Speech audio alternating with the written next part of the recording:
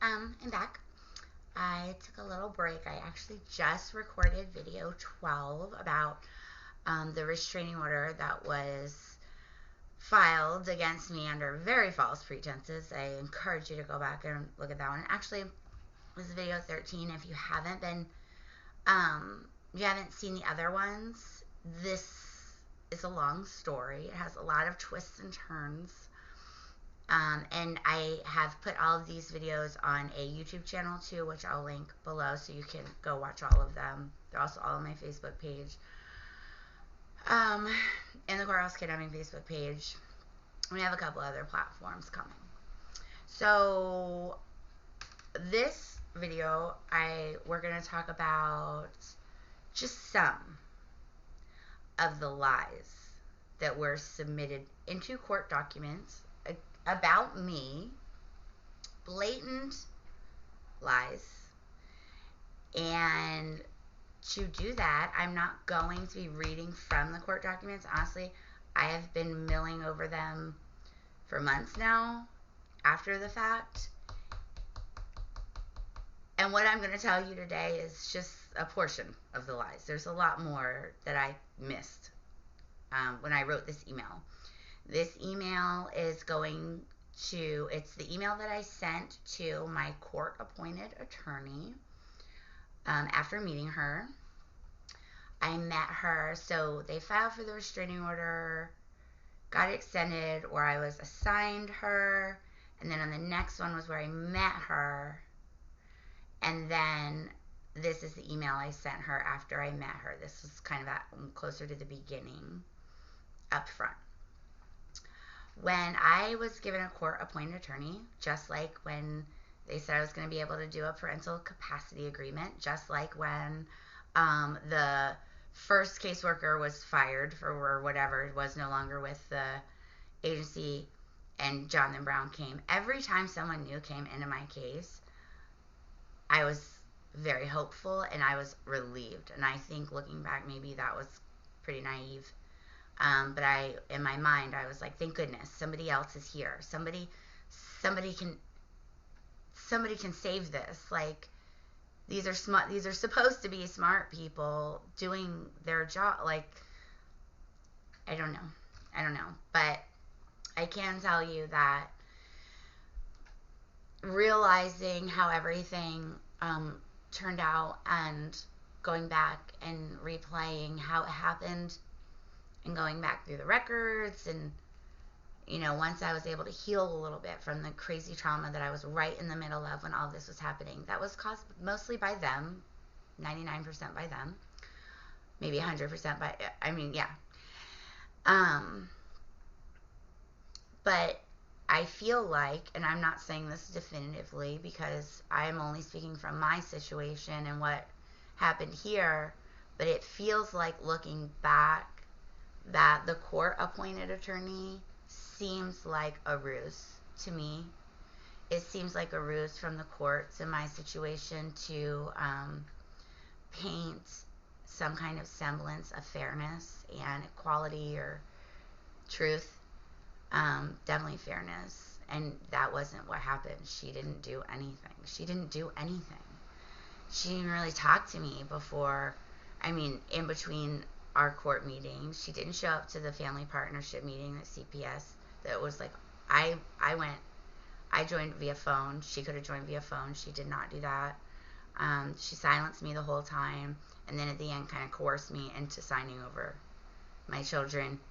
And I'm going to talk about that more in, I guess, the next video when I read out the parental capacity evaluation. And we'll talk about the doctor that wrote that and what was in there too. But right now, let's just jump into it. I'm going to read word for word. I have it right here. If you see that, I have it right here. The first email that I sent to Leilani Adams, who was my court-appointed attorney.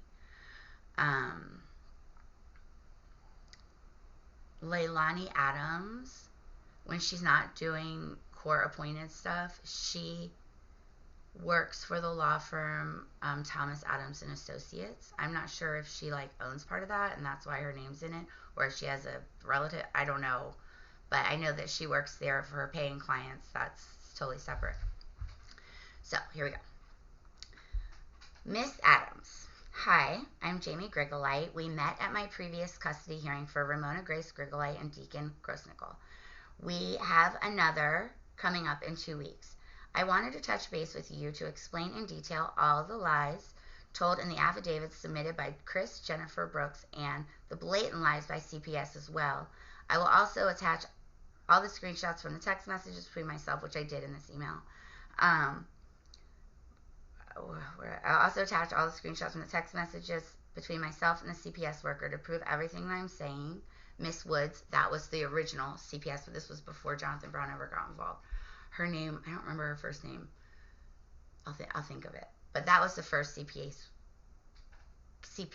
caseworker that opened, that started basically opened this whole thing. Miss Woods hasn't liked me from day one and definitely shouldn't hold the position that she does. And by this time, that had been made very apparent. By the way she was speaking to me, by the way she was gaslighting me, and I didn't understand where this animosity was coming from. And like I said, I have the screenshots saved from all those text conversations. I'm looking into suing. This was the beginning, before all this happened. CPS and Chris Brooks for perjury and defamation of character once this custody drama subsides, or sooner if I have that option. When I wrote that, I had no idea this was going to be going on for 2 years. And honestly, had it not gone on this long, I probably wouldn't even have taken any of those steps. I probably would have just been happy it was over, moved on with my life. That's what would have happened, right? But now it's been 2 years, and you've turned my children against me with lies, manipulation, and I can't even see or talk to my babies. That's ridiculous. Everything negative that has been said about me by my children has been implanted in their heads by Chris and Jennifer Brooks, as we have had few to no problems when they were under my care. I love my children more than anything on this planet and would never ever put either of them in harm's way. Below, I've highlighted excerpts from court documents and explained them below each one. And then it goes on to a list of lies submitted by court. And the way I wrote this to her, I wrote the lie and then I explained it afterwards. That's what I'm going to do. I'm just going to read it. Lies submitted to courts. Number 1. Oh, it went away. Okay. Number 1. And this is word for word from the court. I have this in quotations, word for word from the court documents. Persons named above presents an imminent danger to the child's life or health. That's insane, first of all, but I'm just going to read. So that was the quote. That was number 1 that I put in this. And then afterwards I wrote, I have never once knowingly hurt my children. And that is the truth. That is 100% true. I did yell at Deacon when he was caught. I'm going to leave that part out because that's his own privacy and it was a mistake he made as being a 13-year-old boy. I'm not going to hold that against him. I'm going to leave that out. As he was caught, blah, blah, blah. But I felt that was warranted. The yelling, I mean. And that did scare him because he wasn't used to hearing me raise my voice. I'm not that kind of parent. But he needed... It was that what happened was a crime. And like I said, 13-year-old boy hanging out with one of the badder kids in the neighborhood, I guess. A child that I wasn't too happy with him hanging out with anyways. And then this happened. Kids make mistakes. Whatever. But it was a crime. And I did yell at him. Loudly, aggressively, because I'm his mother. And I would much rather yell at him, even if it scares him a little, in the safety of our home, than not say anything and have someone else scare him 10 years from down the line in a prison somewhere. Because he's, as a parent, it's a fine line between guidance and reprimanding, but it's your job to teach your children not to commit crimes. Anyways, but yeah, I did yell at him for that. Okay, where were we? I've never once spanked or touched them out of anger, and none of these were ever problems until they went to live with Chris and Jennifer and were subject to my parents' true hate of me. And that's exactly the truth. That's still the truth. I didn't have problems with my kids before Jennifer. None. Just go watch the other videos if you haven't already. So that was lie number 1. Number 2, Miss Grigolite reportedly threatened to kill herself the night before while the children were present. Never, not one time would I ever subject my children to thinking that I was in so much pain that I wanted to end it all, and they weren't important. Like, that's insane. That is insane. That was the quote. And that's how I answered. Never, not once. And then I go on to talk. I had a text conversation with Jennifer Brooks about her blocking me on my birthdays last year. So I couldn't talk to either of my parents on my birthday due to my father being deceased. I made a comment via text message with her that she'd be lucky if I saw my next birthday. And I was being sassy, speaking from emotion. I was upset because I was sick, and she had blocked me on my Facebook and my number 3 birthdays in a row so far. It was a spat, and I was, anyways. Next birthday to incite frustration in her and her alone. I did not say that out loud. It was over a text message. Then she told Chris, and Chris told Deacon, right? After that day when I sent her that text message, you go back to video 3, I think, when I talk about how they went to the magistrate the first time they perjured themselves to the magistrate and actually had me arrested in the same home that my daughter was in. It was my friend's house, a neighbor, under false pretenses because they said that I had threatened to kill myself. That day, from that text conversation I had with my mother, Chris told Deacon, Mommy wants to kill herself. I had never. And then the one post that I did make, which I talked about in the video I just made a little bit, when I was facing extreme living conditions with nowhere to turn, and I made one Facebook post. One, my children were never on Facebook when they were in my care, and they wouldn't be. If you're on Facebook watching this and you're an adult, then you're on Facebook enough to know that this is no place for children. Okay? Young minds don't need to see this. Even as adults, we see things on Facebook that incite negative, toxic emotions and feelings within us. Children do not need to be on Facebook. Okay? Facebook, and when I made that post, I was living in my truck. Jennifer prompted it. It was her actions and her treatment of me that prompted it. It was during the day, a school day, okay? A school day. So even if they had been on Facebook, it wouldn't have been something they would have seen because they were at school. It was for grown-up eyes, and it was a cry for help, as Facebook was my only lifeline at that time. That day, and it was me saying, I don't know what to do. I don't know where I'm going because I didn't. Go back and watch the most recent video 12, and I explained this a little more, but I didn't. They showed that Facebook post to my children and said, look, Mommy's threatening to kill herself again. I have never. First of all, I'm not a generally suicidal person. I'm just not. As much as people have tried to make me out to be and want me to be for some reason, I'm not.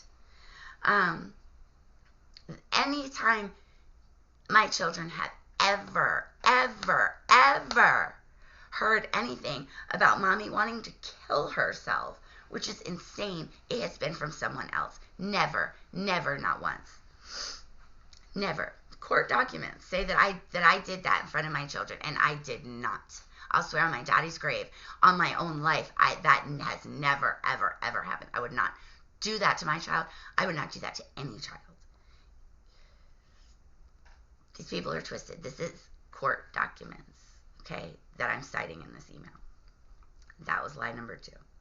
Lie number 3, in quotes, word for word from court. It was provided that the family was looking for Miss Grigolite after due to her not answering her phone. That's in court documents about me. Because I didn't answer my phone. Okay. And what's interesting is that I feel like when I read that line, I feel like there's only one possible instance that they could possibly be referencing. And I didn't answer my phone because I was out in Pungo visiting my family's grave sites for some peace. I didn't have a home anymore. I was living in my truck. I was all the way out in Pungo. My phone was dead. I was almost out of gas. I couldn't plug it in because I didn't want my truck on. But yeah, that I didn't answer my phone. Apparently that's a big problem while I was living in my truck. Okay. And that was what I put after that lie. I said, I ran out of gas in Pungo and my phone died. I had no way of charging or answering said phone to inform both Jennifer and Chris, as well as Miss Woods, CPS, of the situation when it happened. Like, of any situation. I was not. And for those of you who don't live here, Pungo is technically a part of Virginia, the city of Virginia Beach, I'm pretty sure.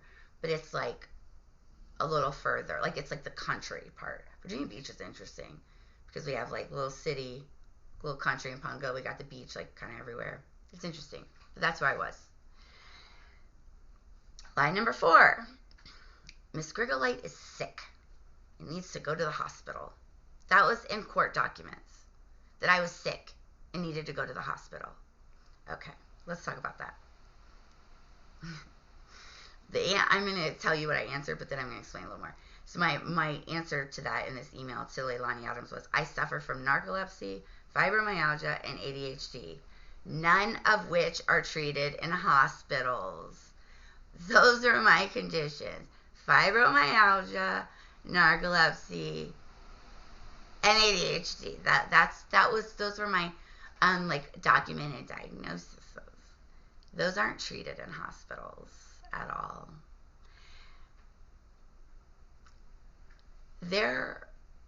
Okay. When I first met Miss Woods, she said that I should go get a mental health evaluation on my own. And I said, okay, where do you want me to go do that? Give me a list. Tell me where to go. I'll do it right now. I don't care. I'll do it right now. She never gave me a list. She refused to. And I have documentation, screenshots of me asking her several times where to go. At one point, she said, you could go to Beach Psych. Now, I know a little bit about Beach Psych. And when you go to Beach Psych, it's because you're going there in a crisis mode to be admitted. You don't just go there for a casual evaluation.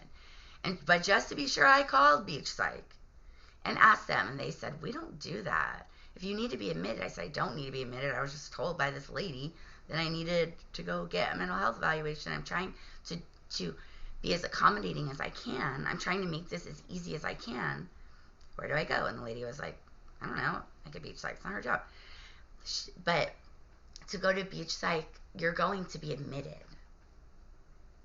That's why you would go there. That's the only reason you would go to that mental hospital, would be for an admittance. I didn't need to be admitted. I knew I didn't need to be admitted. And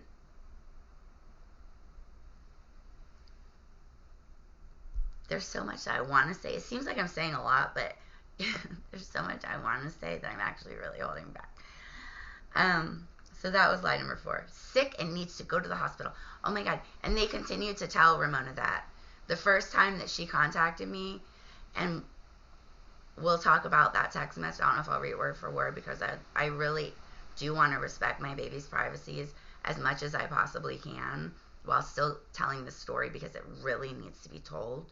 But in that first message towards me after not hearing from her for over a year, she goes, you're sick and you need to go to the hospital. And I said, baby, mommy's brain is fine. Like, she kept saying, your brain is sick, your brain is sick. Because that's what they told her. That's what they've been telling her. And now it's been like almost a year since then, and they've been telling her that since then too. For 2 years, they have been telling my daughter that the reason that she can't be around me is because I'm sick somehow. I'm emotionally unstable, and I'm just not. It's just not the case. I was traumatized, yes, by them, but I came through it. I'm a very resilient woman. I have been forever, I think. It's insane. Okay, lie number 5. Mr. Brooks requested that Miss Grigolite leave the home as it was after midnight. I don't think it was. Miss Grigolite stormed out and then returned asking for a paper or pen. I think I know the incident that he's talking about. It definitely wasn't after midnight. And I asked for a paper and pen because they were telling me to leave, and I'm trying to make a list, like brainstorm. Like, my brain is insane traumatized. I'm trying to write down what my next step need to be, where I need to go. Like, I'm making a normal list of things I need to do to not be homeless anymore. But the reason they said that, and I said, this was written in the affidavit twice, as if it happened 2 times, which is false. It also states that Ramona was looking for me. Because they claimed that I was missing while I was homeless because I wasn't answering my phone. First of all, a homeless person, I'm not sure if a homeless person can be missing, because my home was my truck and that's where I was. How could I be missing? I wasn't expected anywhere. It doesn't make any sense. Mona got home from school that day and they told her, Mommy's missing. I wasn't missing. I just couldn't answer my phone because it was almost dead. It wasn't like I had a house outlet to plug it into. I was only being able to charge it from my truck when I had gas. So written affidavit twice, told my children were missing, and my question here is, why were my children brought into a public search for my whereabouts? Even if I have been missing, which I wasn't, they brought my kids into this. They brought them into this. I did not. I wasn't around because they wouldn't let me be around. They are the ones that entangled my children into this, and this is why they're abusers. These are the reasons why. I said I kept in constant contact with my children until I was no longer allowed to by this bogus restraining order. And Jennifer and Chris, this makes absolutely no sense whatsoever. That's what I wrote. And it doesn't. Lie number 6. Mr. Brooks expressed, and when they say they're talking about Chris, who's my stepdad, the place where I had put my children when I knew I was going to be homeless, so they'd be safe. Dumb girl. Dumb girl.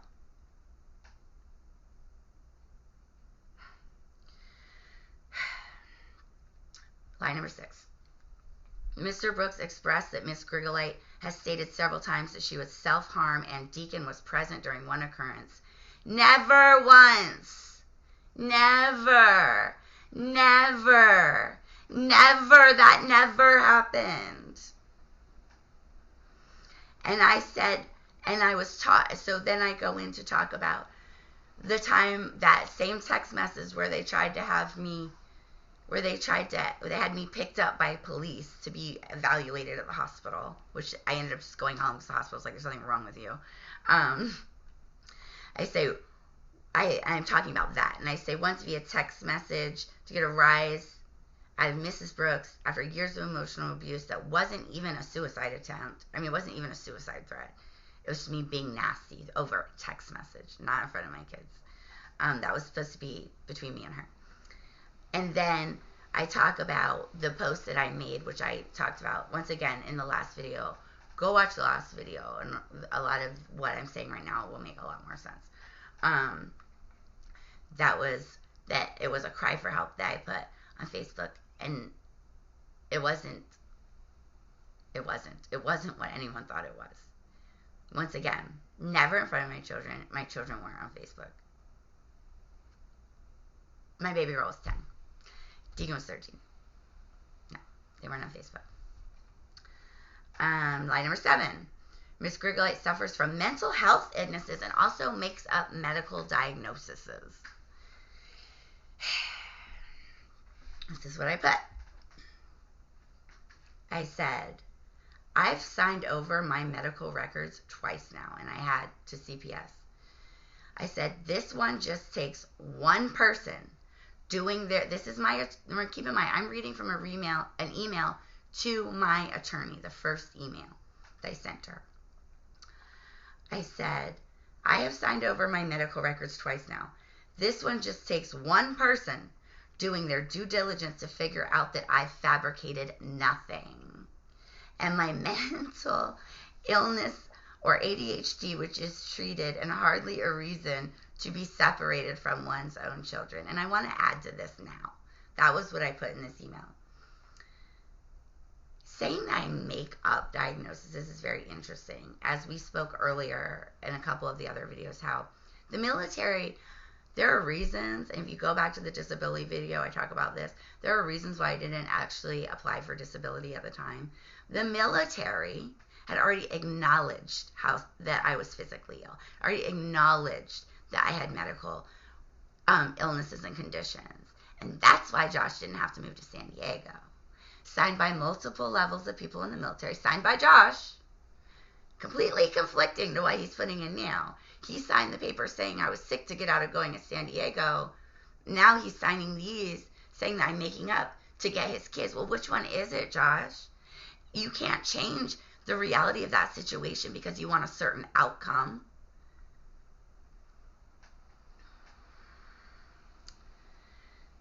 Lie number 8. Deacon described me as crazy, as her throwing items, breaking the television, breaking dishes, acting drunk. I'm not sure that Deacon even knew what acting drunk meant. I know he knew what drunk meant. He was 13, he was alcoholic. But here's another thing. I'm not a very heavy drinker and haven't been in a very long time. In my 20s, yes. But once I started getting sick with the fibro and especially the mono, narcolepsy, whatever, I couldn't drink like that anymore. I have to take very good care of my body now just to function still. I can't drink. Ask anyone around me now. I am not a big drinker. Hardly ever. I hardly ever drink. And when I do drink, I have 1 or 2. I don't get inebriated like that. The last time I was super drunk was after all this. I will admit it was last Christmas, around last Christmassy time in December. And I had lost my children. I wasn't able to talk to them. It was my first Christmas without my kids. Wasn't on speaking terms with my family. It wasn't good, and I had a bad day, and I went out and drank way more than I should, and I ended up very sick for several days. Nothing bad happened like that night, but the next couple of days I was very sick. I am not a drinker. I am not into alcohol like that at all. Now, when I was in my 20s and a bartender, you can say that I was a heavy drinker. Absolutely, that's true. I'm 39 now. I haven't been a heavy drinker in many years.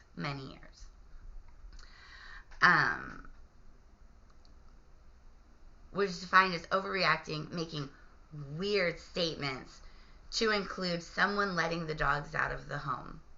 This is their example of me acting drunk, saying that I said someone let the dogs out of the home. Okay, first of all, someone did let our dogs. It was out of the home. Someone left the gate open, and Luna escaped for 5 weeks. To the day, 5 weeks. I searched for her every single day for 5 weeks. And one night, she magically just came home at like 6 o'clock in the morning. The kids were there. We were all stunned. She was half her size, covered in ticks. That happened. That's not a crazy thing to say, that someone let the dogs out. Because that happened. It's not crazy if it's true. Okay, this is all in court documents. It's insane. I said, and my response was, maybe I broke a dish one time when Joshua was taunting me. I definitely have never broken any dishes or anything in front of my children. Never, ever. But I do think there was a time when he was being so nasty to me. He wasn't there. He was being so nasty to me over messages. And I was already overwhelmed and so sick. He was being so nasty to me, breaking me down even more than my body already was, for reasons unbeknownst to me. Once again, I still don't know why Josh hates me so much. I do not know. I've asked him outright. He doesn't have an answer. And I did throw a dish down. The kids were not there. The kids were not in the kitchen. Maybe one of them was in their rooms. I don't think Mona was there at all. I think Deacon might have been in his room, but they weren't there. And it was just like, I was so frustrated, and I was trying to do the dishes. I read this message, and it was so just cruel and so fucking mean. And I threw a dish down onto the ground in the kitchen, not in front of my children. So my assumption is that I either, when that happened, I think I walked out of the kitchen and I went in the backyard because I was very upset and I was crying. And I don't like people to see me cry. I prefer to cry on my own. Crying's healthy. You should cry. I feel like you have to cry, cry. But I prefer to cry alone. And I think maybe Deacon might have come down from his room and like seen a broken dish on the floor or something. That was not what they're making it out to be here at all. So just one time taunting me. And someone did let our dogs out. Our black lab was missing for 5 weeks last summer. Luna was missing. I went to that same pound every day and checked. And we actually, a lot of black labs go missing because I put it on Facebook and everything. Keep your eyes peeled. And there was like 2 times when other black labs were found, and we went to go pick them up, and it wasn't Luna, it was somebody else's. So, I don't know how someone let the dogs out of the home is a weird statement when someone I never said someone let the dogs out of the home. That's not what I said. I said someone left the gate open the night before, and when I had let them out that morning, Luna and Kobe got out, I was able to notice quick enough to get Kobe back in because he hadn't gone too far, but Luna's a runner and she was off. So yeah, someone let my dogs out. I mean, they didn't let them out, they just accidentally left the gate open. That's what happened. It wasn't like, I don't know. Lie number 9. She's mostly sad and cries a lot. This is in quotation, word for word.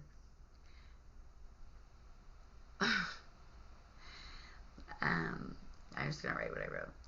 This was a recent development that arose from me being homeless and losing literally everything, including all my belongings, my house, my pets, and my children. Also, crying is a natural human emotion that doesn't warrant separation from a child and mother. And I mean that. I don't even know that my children ever knew exactly how physically ill I was because I didn't cry in front of them. I didn't. Not when we were in the home I was raising them. Yes, after you made me homeless, I did start crying a lot. After you were throwing all these crazy lies at me, I did start crying a lot. Because I had a reason to cry. To say, oh my God, she's homeless, why is she crying? Like, that's insane. This is insane. Okay. Lie number 9. Deacon shared being concerned for Ramona Grace while she is alone with Miss Grigolite. That's interesting because there was a period the summer prior after Chris had told Deacon that I was going to kill myself, when I wasn't, after they had called to get me put in handcuffs and taken to the hospital for an evaluation. They said I was a danger and I was sent home.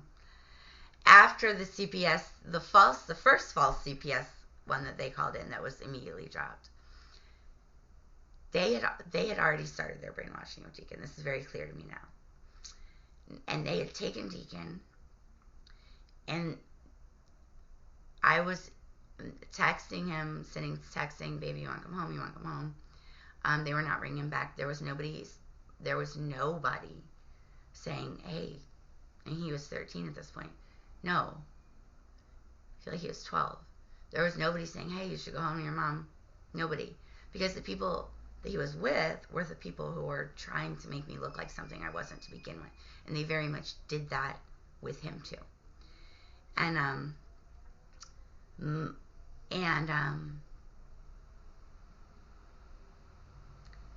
don't know if Mona had a phone at that point.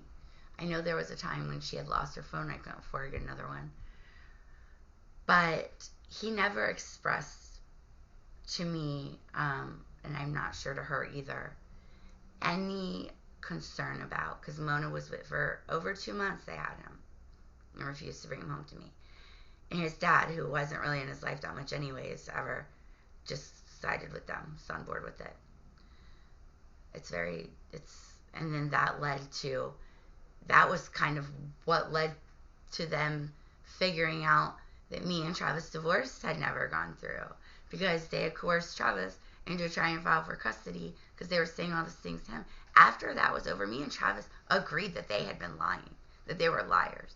So the fact that Travis didn't really come up and defend me now when this happens the following year is weird, I guess. I mean, I don't know. I can't speak for him. Me and him aren't that close, but it's a little odd, I think, for sure.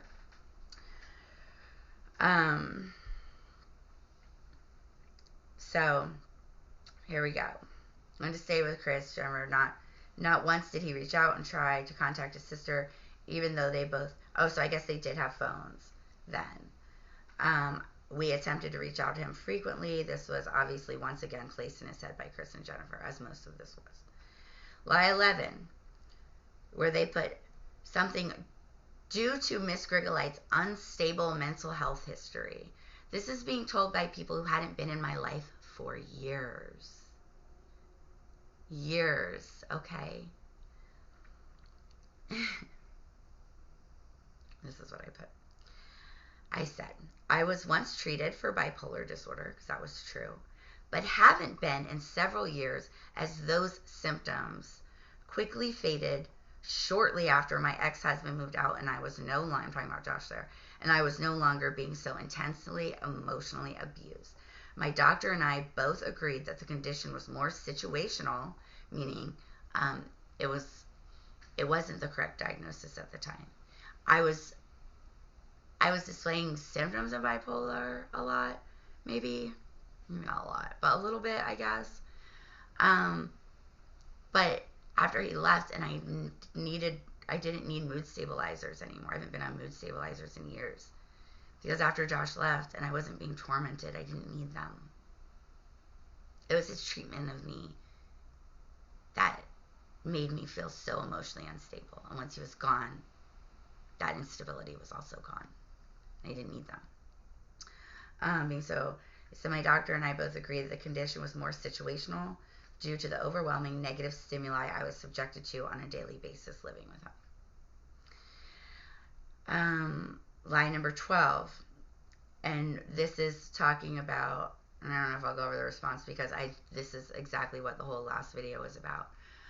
When they got the restraining order and they said I was hiding in the bushes, jumped out, grabbed Mona Grace, and told her to get into the car. Mr. Brooks reported that Mrs. Grigolite then pulled her car up, instructing Mona to get into the car. I said I went to Mona's bus stop, where I knew Chris would be walking her home, as he did daily. I hadn't spoken to her from my own child in 2 months at that point. I saw her and Chris. I walked up, hugged her, and asked about softball. I said, do you want to come see the RV I got us to Mona? And then I said, Pop, meaning Chris, Pop can come too. He won't mind. That's what I said to my daughter in front of Chris. And I go into detail about that interaction. So that was when they got the restraining order in the last video. You should go watch the last one too. He won't mind, at which point he grabbed her by the arm and dragged the child inside and locked the door, and then I left. And that's exactly what happened. It's crazy to me that he says Miss Grigolite then pulled up her car, instructing Mona to get into the car. That's word for word. I don't even think Mona ever saw my RV once. To say that I pulled up to the car and instructed her to get into the car. Let me explain the RV for a minute. My RV didn't have a window. No, it did have a window. But there was no door where the driver's side was. The door, the only way to get into the RV was a regular door halfway down the RV. So I would have had to pull up, park the RV, go through the RV, come out of the RV, and say, Mona, come get in the car, for that to be true. I don't think Mona's ever seen my RV. I don't think she saw it that day when I met them walking home from the bus stop and gave her a hug, because it was parked on another street. Blatant lies, perjury, court documents, perjury, blatant lies. None of this was ever addressed in court. Keep in mind, Leilani Adams, my attorney, I am reading you an email that I sent to her outlining Just some of the lies that I had found right then. None of this was ever addressed in court, ever. None of what I'm saying to you ever got said in court. There was no rebuttal. She silenced me. Lie 13, attempted to take Ramona out to lunch from school. Nope, not true either. And I talked about that in the last video too. I attempted to have lunch with her at her school. Big fucking difference. I did not attempt to take her anywhere. And I didn't even get to have lunch with her because they had already lied to her school and said that I was just not allowed contact, and that wasn't true at all. That wasn't in any paperwork anywhere before that. Lie number 14, Miss Grigolite was crying hysterically and was inaudible during most of the conversations. Now, this was a lie from Miss Woods at CPS. I said, and this is my, I'll just read the response. I said, I was in tears, but hardly inaudible, as the woman answered all of my questions and never asked me to repeat myself once, not one time. She knew I wasn't inaudible. I was crying because you had taken my children from me. Of course I was crying. I didn't understand what's going on. That's a tearful situation for a mother. Make it make sense. It didn't make sense then. It doesn't make sense now. I'm getting so upset. I might not even be able to read all these. Because every time, this is crazy. 15. Line number 50. HSS asked Miss Grigolite if she wanted to visit with Deacon, and she declined, stating that Ramona, Grace, and I have an inseparable bond. You're holding my kids for me. I'm asking you to see them. You are not letting me see them without reason. Why would I decline seeing either one of them? The only thing true in that statement is that I did say me and Mona have an inseparable bond, because we did. And it's my belief that we still do. I think she's confused right now because she's been told a lot of lies. And if there's a reason they won't let me near her. There's a reason. Because as soon as I am near her and I debunk everything they've told her with the truth, their whole game's going to fall apart.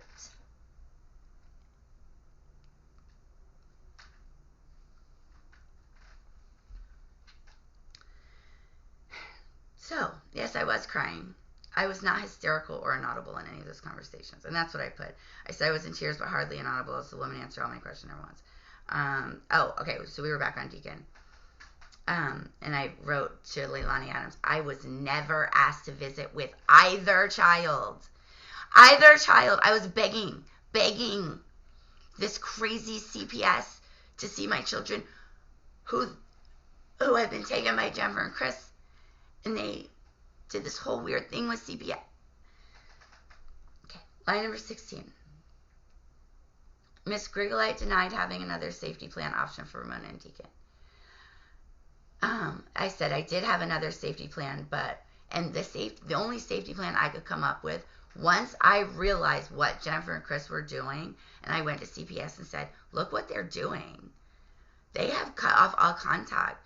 Do you know about attachment theory? Have you had one psych class ever in your life? Why are you trying to say that you're protecting children when you're allowing a mother to be ripped from her children at the detriment to not only that mother, but those children?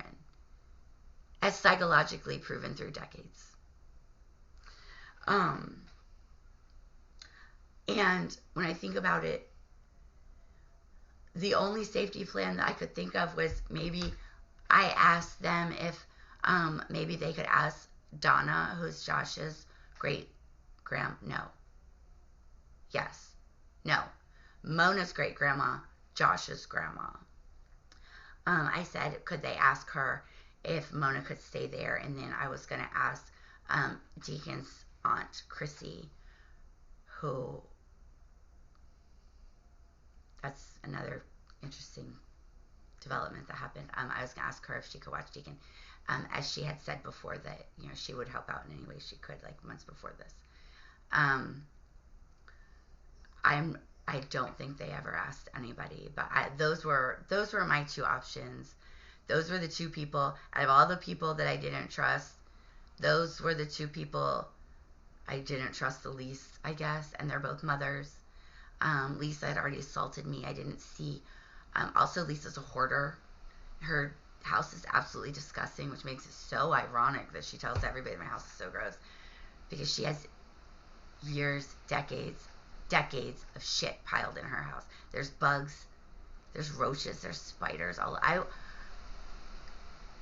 I stopped visiting there because it was so gross.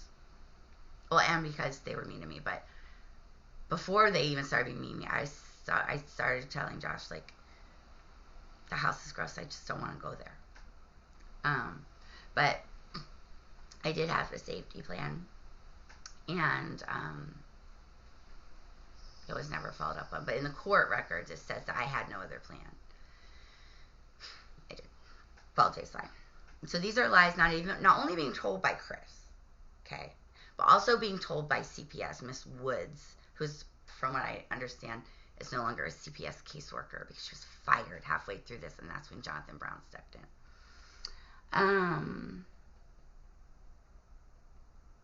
No, this is getting too long. I'm getting upset. So I'm going to try to end this. Let me see how much longer. Okay. There's only 2 left. Okay.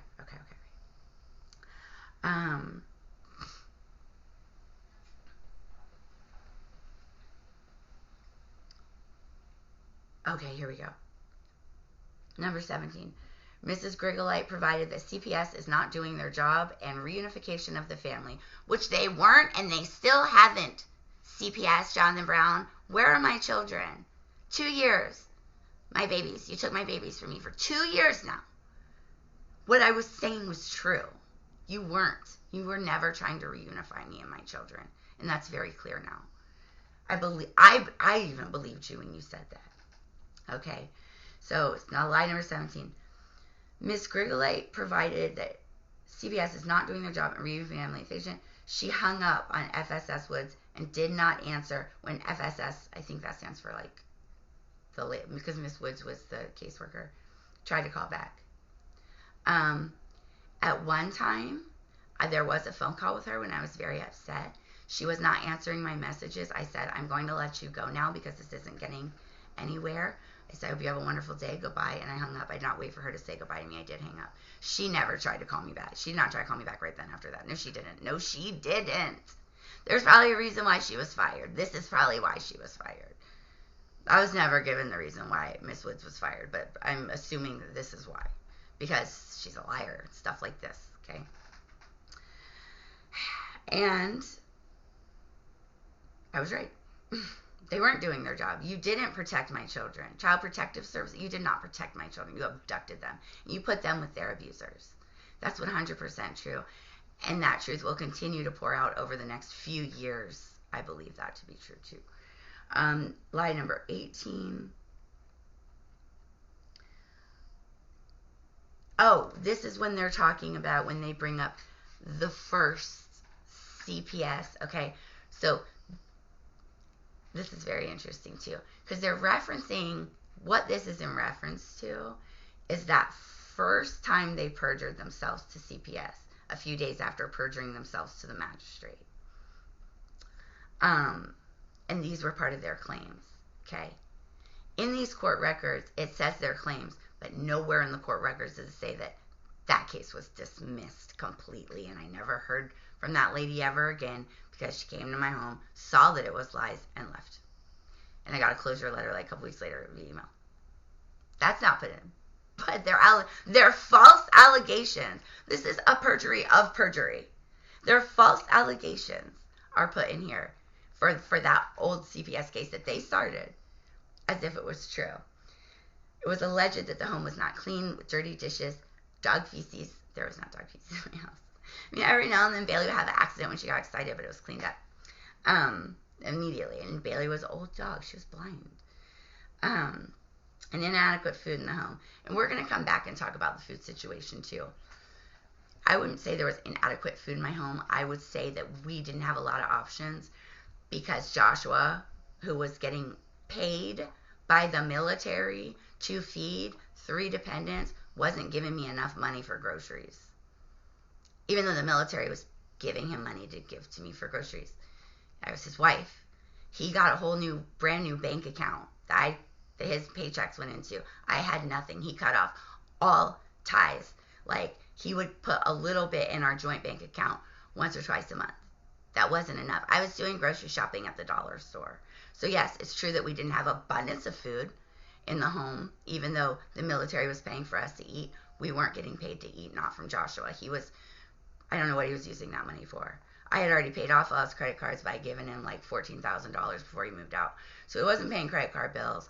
I was told by his newest girlfriend, who's also a convicted felon, has also lost custody of both her own children, is now raising my child. I was told back then that he was doing drugs in hotel rooms. Because she was the one that brought it up, and I was like, that doesn't sound like Josh. And to be fair, I hadn't been around Josh in 2 years. I didn't know what he was doing. He dipped and cut ties. I didn't know what his life was like. He just said he was working all the time. I didn't know, but Josh used to have a real problem with a certain type of drug that is white and that people smell to use. You know what I'm saying? Because he was mad at his sister for doing it a whole bunch of times. I remember that.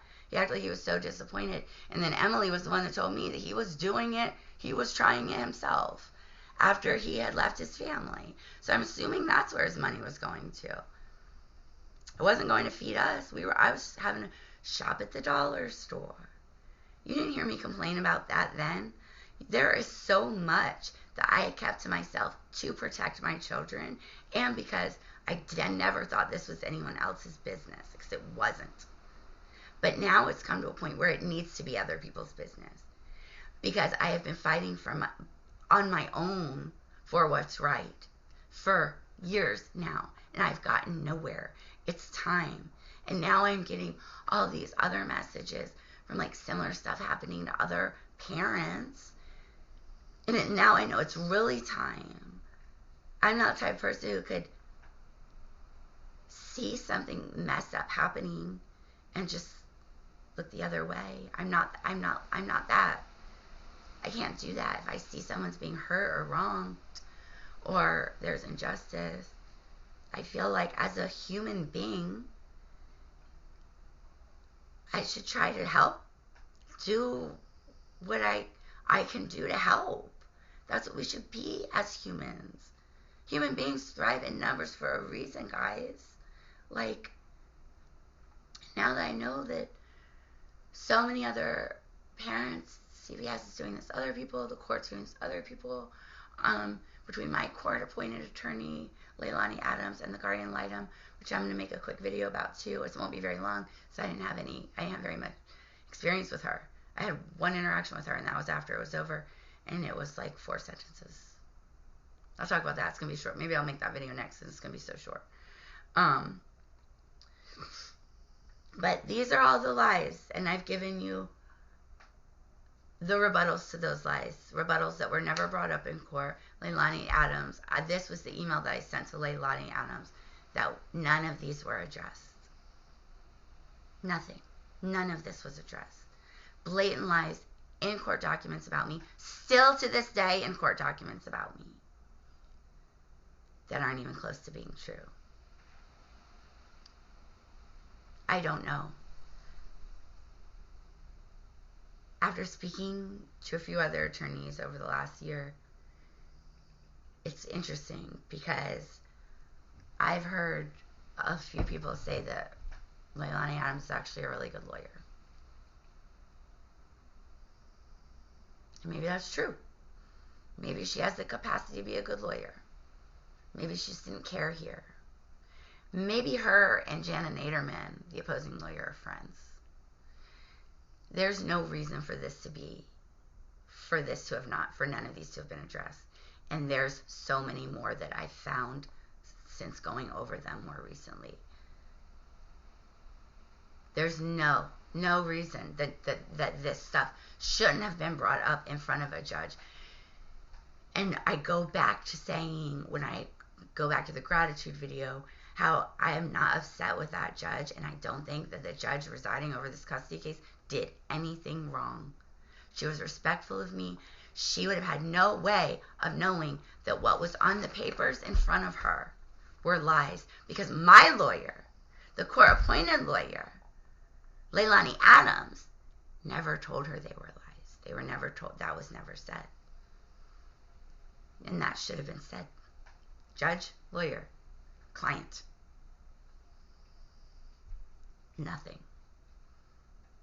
It's insane. It's crazy. It's crazy. So that was just a little bit, just a few of the lies. If I were to make a video going over all of them with the court documents in front of me, it would be 2 hours long. It's insane. And actually, now I've said that, I do think that I'm going to go ahead and record Teresa Berry, the guardian ad litem video, tonight. After that, we're going to talk about the parental capacity evaluation done by Dr. Tuesday Smith. We're going to go over that word for word also. And you'll stay tuned. You'll see. It's insane. Once again, thank you guys all so much. I'm sorry these videos are getting longer. I think if you've been watching them all, in the beginning, I said that I was going to have to make multiple videos because it's such a crazy story. And I feel like now that we're at video 13, and I still haven't gotten into all of the horrendous stuff that happened, you realize what I meant by it would be too much for one video.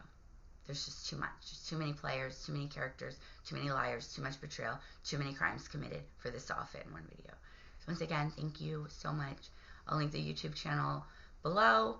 So if you are coming in on this video, you'll be able to just click that link and go view all of them if you want to.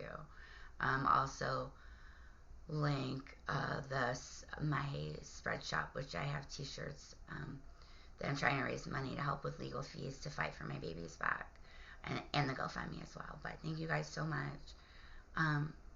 Just thank you for your time.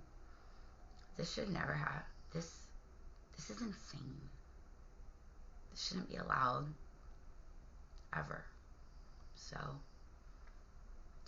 I appreciate your just your attention, just even just listening. I'm very grateful. So thank you.